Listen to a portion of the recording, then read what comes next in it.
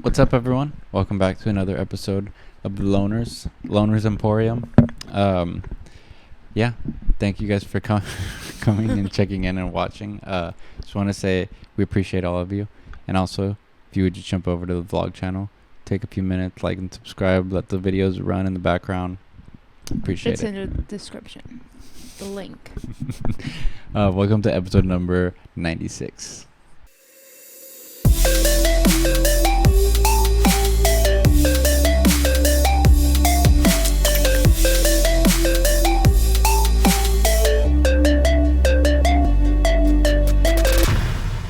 All right, so hope everyone's doing well. Today we're gonna do a video by Hoog. We've done a few of his before, and they're always really good. I remember that name. So this one is called "Why Amsterdam is Building a New Red Light District."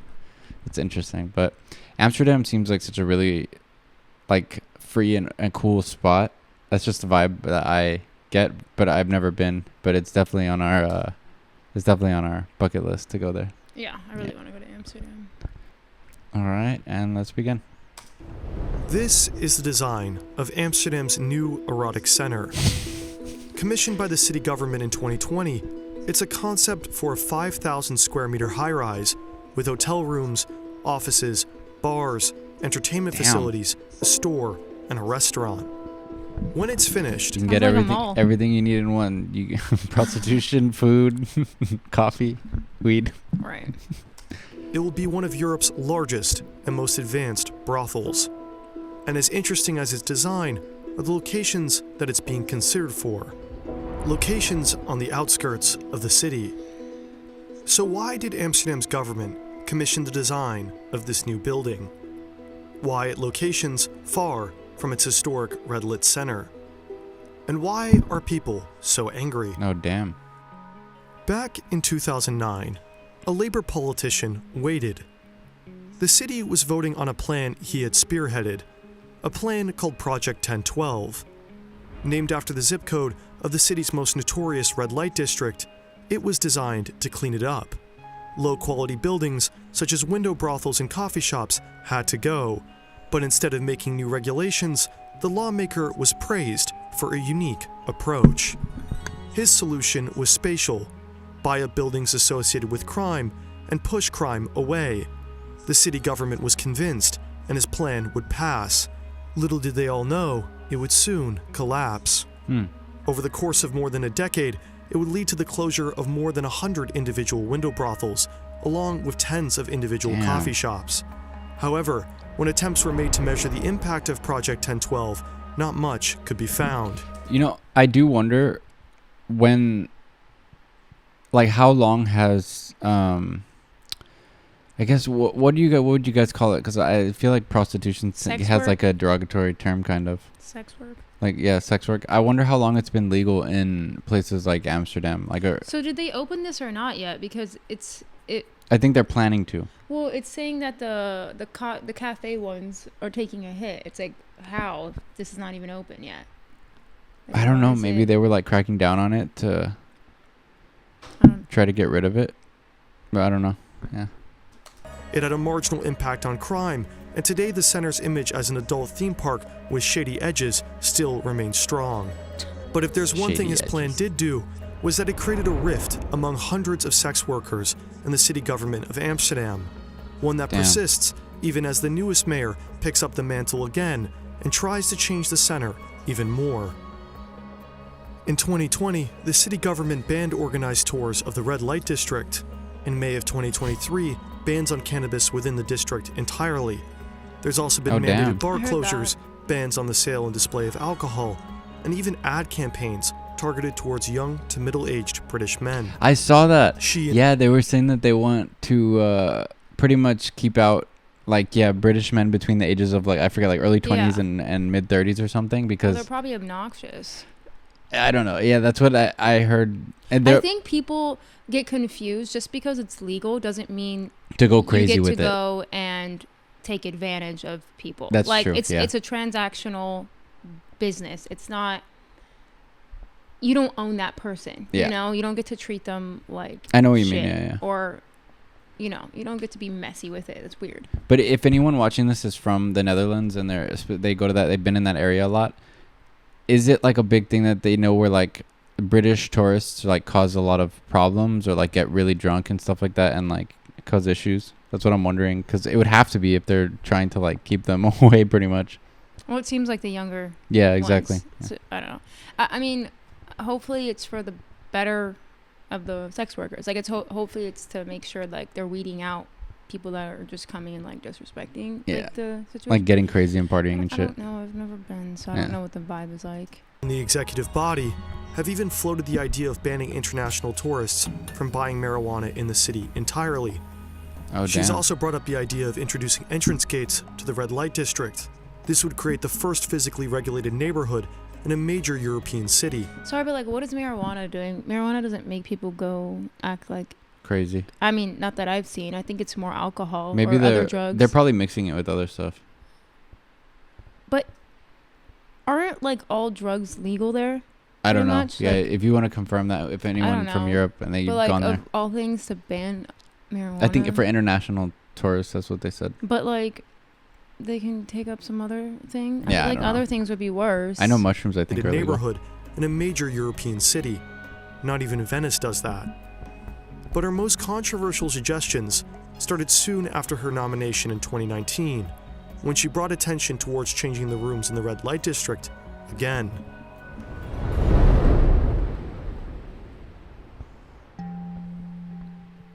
In Amsterdam, there are actually 3 separate red light districts. The most well-known is in the center, called De Walle, which has 249 rooms. But the other 2, and much less well-known, are the Singelgebied and the Ruistelkade, which have 63 and 40 rooms respectively. In 2019, Femke Halsema, the newest mayor of Amsterdam, presented 4 scenarios for the future of De Walle. 3 of those scenarios targeted each of these districts in order to reduce over-tourism. Her first scenario was to change window prostitution permanently. Amsterdam closes all the curtains in the Walle and Singel, while the rooms stay open. If a lot of the attraction to the red light district is simply to be able to walk around and look, take away what people look at, and you not only reduce potential tourists, but push the tourists that do come to other parts of the city. With increased digitization, sex workers can increasingly rely on getting clients via their phones rather than off the streets. The assumption is that this would just speed up an inevitable transformation from physical windows to digital ones. I mean, yeah, I feel like that's how it should have always been. Like, Yeah. why, It makes more sense, because it does get, I'm sure, a little weirder when it's just like walking by and seeing Well, them. because people aren't paying to see them at that point. Yeah. Obviously, for something else, you're going to pay. But, like, I mean, that Yeah. would make more sense. Just close it. In her second scenario, Amsterdam would see the most radical change. All the rooms in De Walle and Singel are removed and shifted to other parts of the city. The number of rooms does not change like it did in Project 1012, but their locations do. However, because closing all the rooms in De Walle is highly unrealistic, the city government is going forward with Halsema's third and most realistic scenario.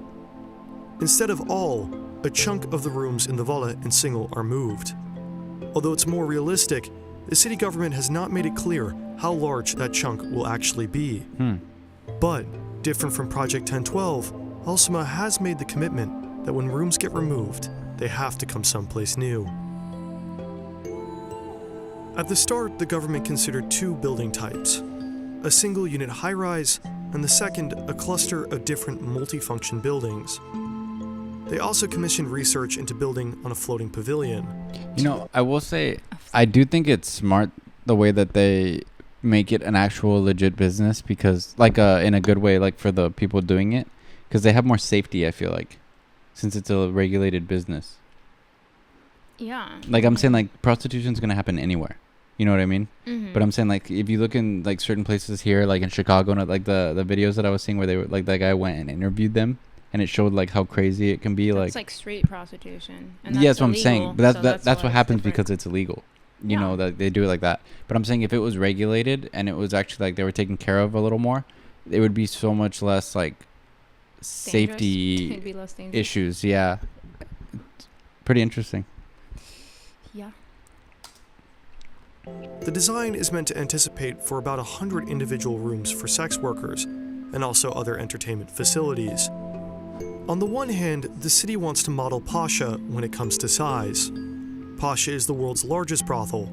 However, it's not a particularly welcoming or friendly-looking building. So on the other hand, they also want to model the more modern, less sketchy design of Antwerp's largest brothel, Villa Tinto. Oh, Antwerp. But these brothels aside, I think that's in Belgium. Antwerp. I don't know. there's a few things that make Amsterdam's new erotic center completely different. The mayor of Amsterdam knows that a brothel is controversial.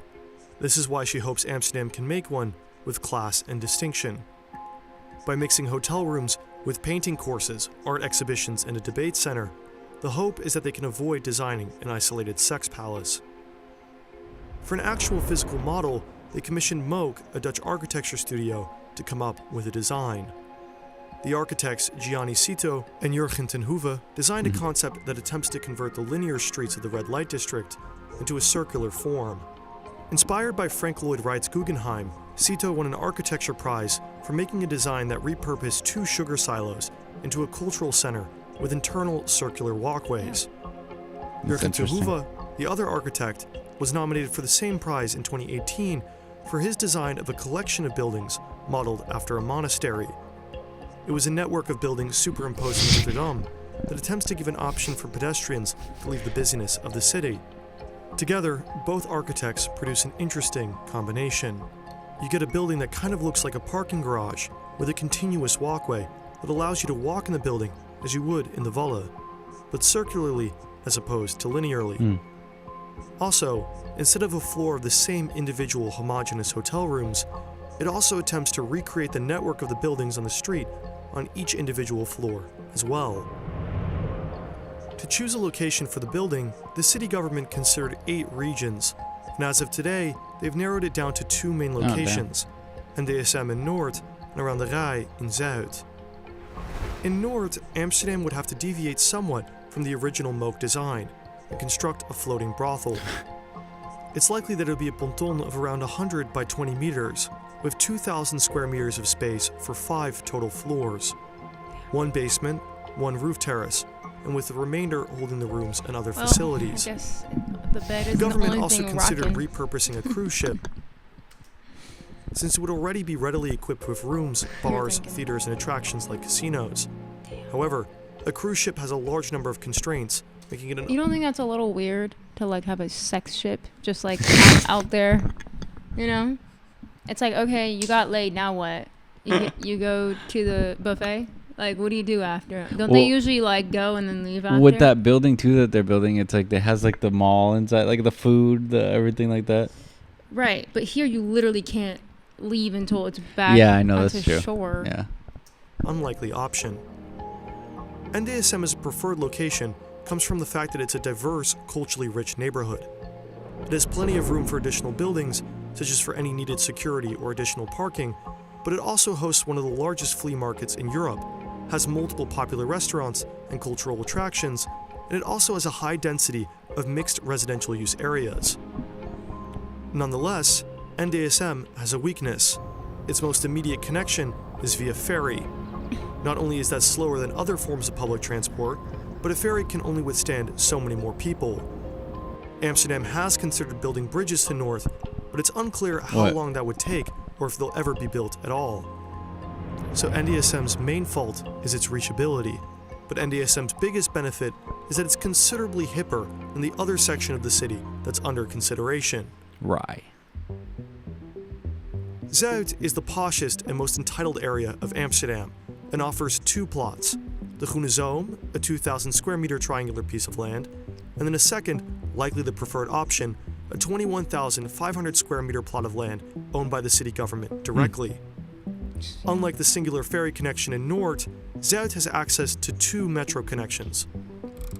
One that goes from north to south, giving potential clients from the center immediate access, and it also has a metro going from east to west, granting direct access to Amsterdam's business district. Hey, What it loses you in know those are the people going to be there Honestly, the most. That's your clientele right there.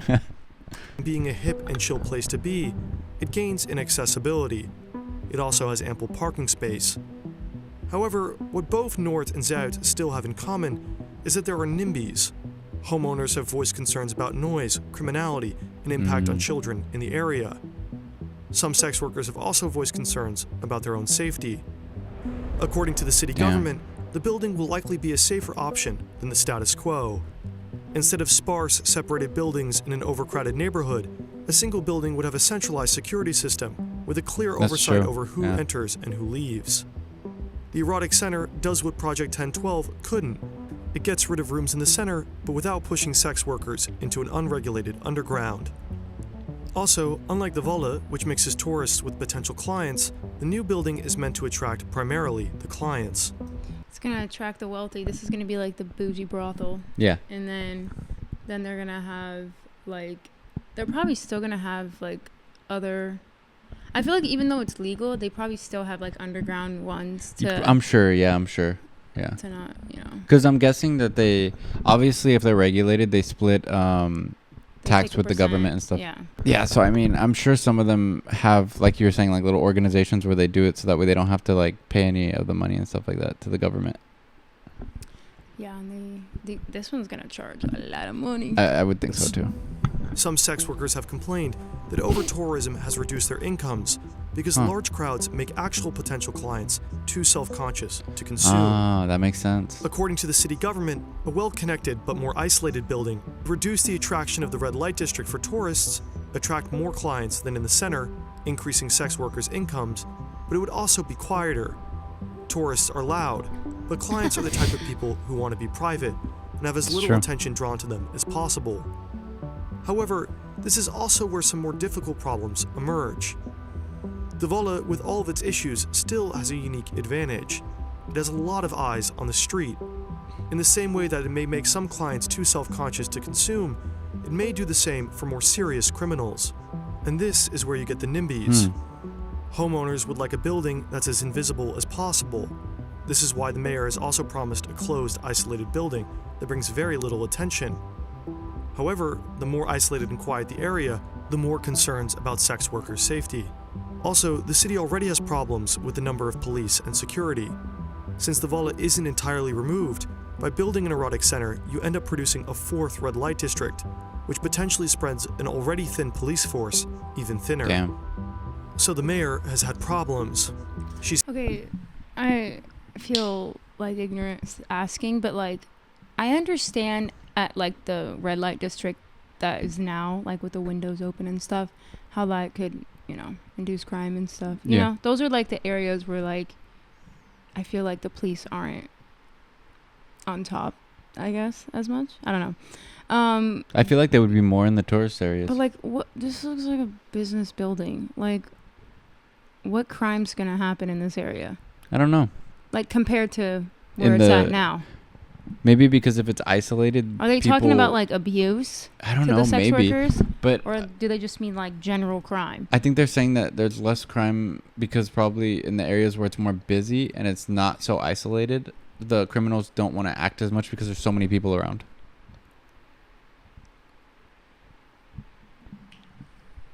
Okay. Face considerable backlash at town halls. It's just hard for me to believe that just because there's sex work happening, it will automatically there's crime. I think it's them now, just stereotyping that. If you're talking about taking advantage, that type of crime, yeah, I can see that in general. That's going to be no matter where you do it. But I think that's your responsibility to vet the people that are taking advantage of this. I know. That's true. I think also the homeowners association, all those people that were complaining, I think that they're just stereotyping people who would use sex, who would pay for this service. They're associating them with criminals. Honey, I can promise you a lot of the people, this is going to bring a lot of business, especially in the financial No, I know what I'm saying, but wherever they said it was the business area. I know, but you saw a lot of the people who were at the meeting were a little bit older, and they were probably thinking it's criminals who are going to be using this service and stuff like that. That's what they think. I think it's just stereotyping a little bit. I don't think that's what's going to happen. I feel because of what it's providing, the atmosphere, it's going to cost double what it would. So you're going to get more people who just want to be under the radar. Yeah, you're going to get these dudes in suits going. Yeah, that makes sense. But I feel like they're smart enough to know that. That's the clientele they want to bring anyway. Yeah. The people who are complaining about it probably just don't want that to be associated in their area. You get what I'm saying? Yeah, no, I get that. But it's like, stop being blind to what happens around you. Like, you know. Yeah, I know. I'm sorry. This is one of the things Amsterdam is known for. I believe that. That's like all I hear about it is the this, red light bikes, district and drugs. Yeah. Like, that's what. Obviously, there's more to it than that, I'm sure. Yes, there 100% is. All we hear mainly is that. I also have pretty good festivals for music and stuff. That's what I hear. But, yes, it's not a shocker that people go there for this. Yeah. And anyway, I forgot my point. And she's had to postpone making decisions on the erotic center. However, since 2021... Sorry, one more point. It just seems like she knows it's going to happen. You might as well make it as safe as possible and profitable as possible. For everyone, yeah. Yeah. Halsema has had a majority in the government. People can postpone and argue all they want.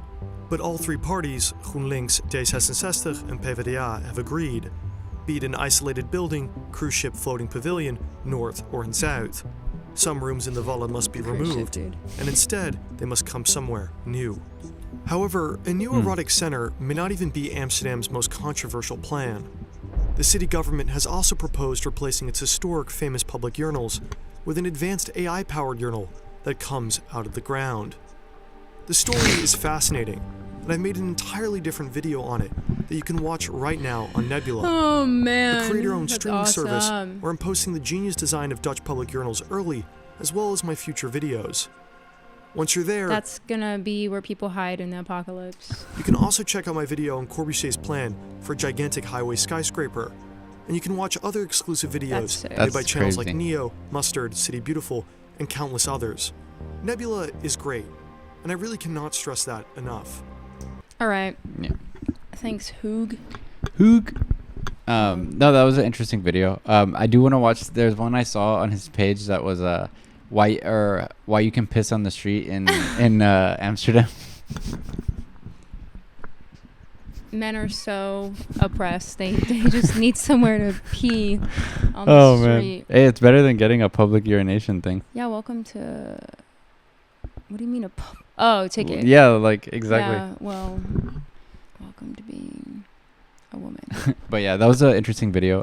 If you liked it, like and subscribe. Also, please jump over to our vlog channel. All right, guys. Check it out. We think you'll really enjoy it, and we want to grow with you guys, you know? Yeah. Go check out this guy's page. He has cool stuff. Yeah, I'll put the original in the description and our blog channel too. So yeah. Thanks all right, for guys. watching. If anyone lives in Amsterdam, let us know. Like, have you heard about this? Because, and how you feel. Yeah. About it. Give us your opinions about all this stuff and give us some insight because we only know like the most typical things, like we just said. Level. Exactly. Yeah, that's all we really hear about it. I'm still tripping over the cruise part. Yeah, that's pretty interesting. I could see them wanting to do that because of the crime. You know, like where are they gonna go? These people that are committing. That's a good point. That is a good point because you're trapped there pretty much. Yeah, but I just don't see somebody who. I just don't see somebody going on there. And you have to make a whole day of that. Yeah. Like, that's not something you're just doing for an hour or two and then leaving. It's true. Okay. Thanks for watching. All right, guys. We'll see you on the next one. Have a good day. Peace.